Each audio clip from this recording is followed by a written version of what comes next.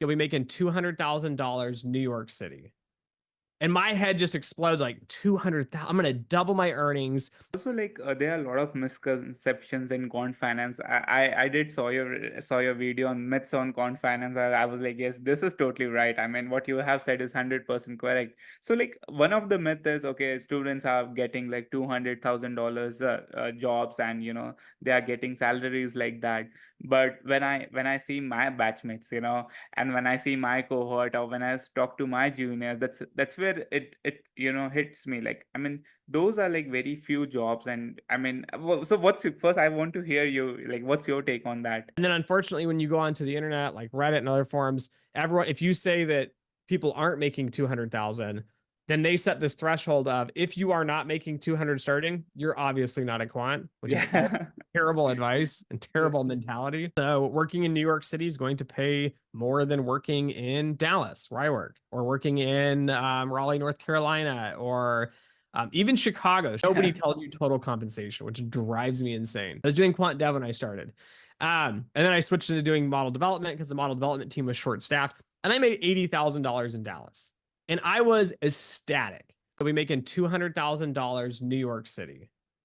And my head just explodes like 200,000. I'm going to double my earnings. And so I moved to New York and I took the job. And first off, my rent in Dallas before I left was 1,200.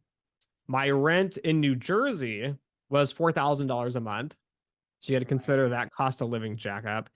And then I didn't realize on contract, right? I didn't have 401k. Right. I didn't have health insurance. I wasn't really making 200,000. And still, right, I could be bragging, oh, I'm making 180,000 my second year.